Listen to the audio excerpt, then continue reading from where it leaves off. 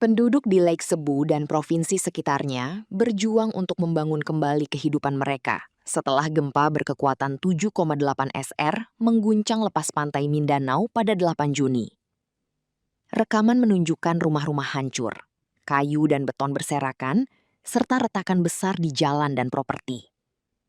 Setidaknya 37 orang tewas dan 134 lainnya luka-luka akibat bencana ini. Banyak keluarga kini tinggal di tenda darurat di sekolah setempat, dengan harta benda yang hilang dan rumah yang rusak total. Salah satu korban, Glory Joy Ampan, mengatakan, "Guncangan gempa sangat kuat. Saya benar-benar merasakan rumah seperti melompat." Selain rumah, landmark lokal juga rusak parah, termasuk patung Yesus setinggi 15 meter di Divine Mercy Shrine. Tempat ziarah ini masih ditutup untuk memantau gempa susulan dan risiko struktural. Tim darurat dan organisasi bantuan terus mengevaluasi skala bencana. Sementara banyak keluarga masih menunggu kepastian kapan bisa kembali ke rumah. Tsaka kinakabahan ako at ako lang kasi mag-isa na nasa loob pa ng bahay namin. Yung mga kasama ko sa bahay nakalabas na sila and ako nasa loob pa. So grabe yung kaba ko and parang hindi ko rin alam kung ano yung gagawin ko po.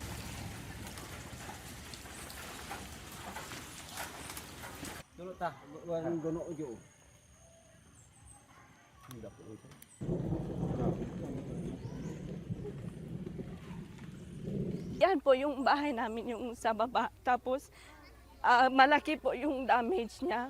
So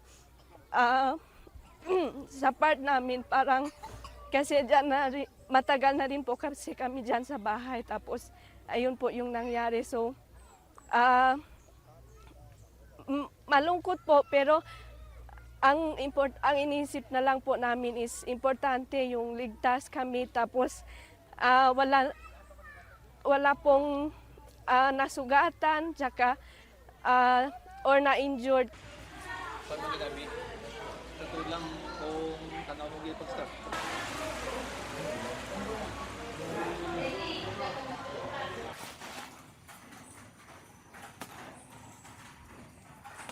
Pinapanalangin ko is sana maging ligtas yung bawat mga pamilya.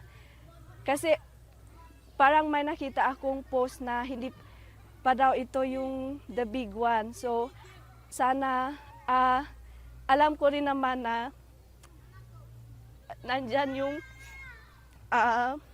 Panginoon.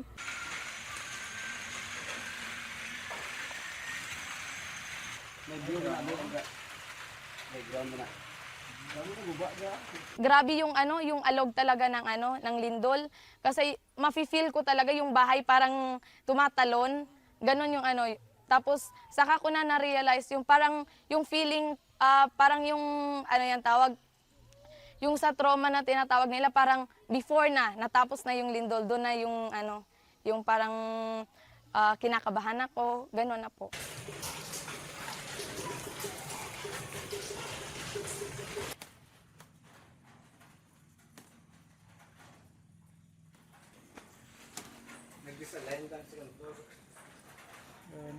Sana po mabigyan kami ng tulong na dito po kami na area is mag-stay po. Kasi lahat po kami kahit yung sa baba po namin, wala din po silang area na kung saan po talaga sila mag-stay. Yun po talaga yung need talaga po namin dito. Yun din po yung pinagdarasal namin na sana mabigyan din kami ng tulong dito po.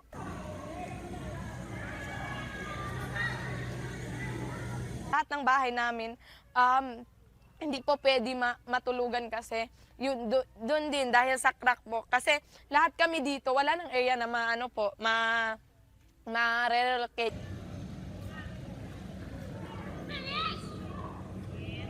Even though na ganito yung nangyari sa amin, pero we trust in God na lahat ng mga pagsubok na nararanasan po namin dito is nothing is impossible po kay Lord. Kasi lahat po yan mapoprovide niya.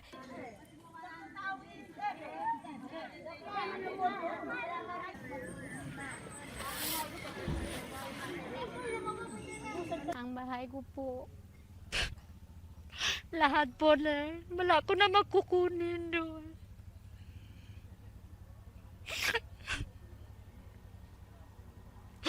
Yun na lang.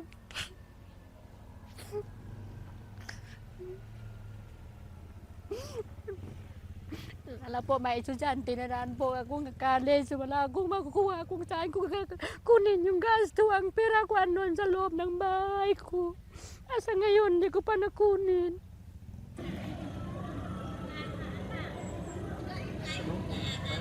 Sana po, hindi na maulit yung mga nangyari nito po. Hindi ko na makaya.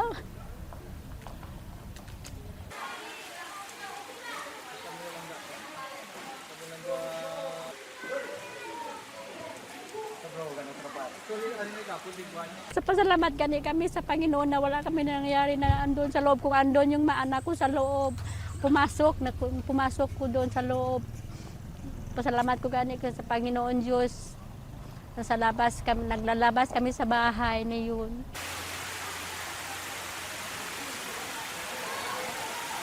Hiningi ko lang, kahit kunting tulong lang po, pagka makabahay lang kami kahit kunti na lang.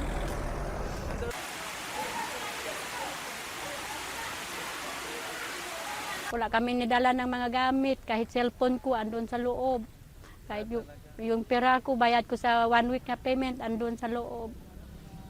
Yun nga po, lahat ng gamit, wala naman makukunin doon, lahat nasisira na. Ang mga importante na mga gamit, andun pa sa loob, hanggang ngayon, di pa makukunin. Hoping makatulungan niyo po kami.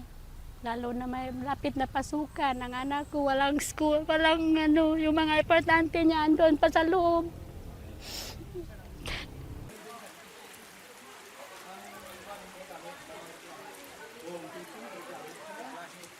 Jelajahi cara baru mendapatkan informasi. Download Metro TV Extend sekarang.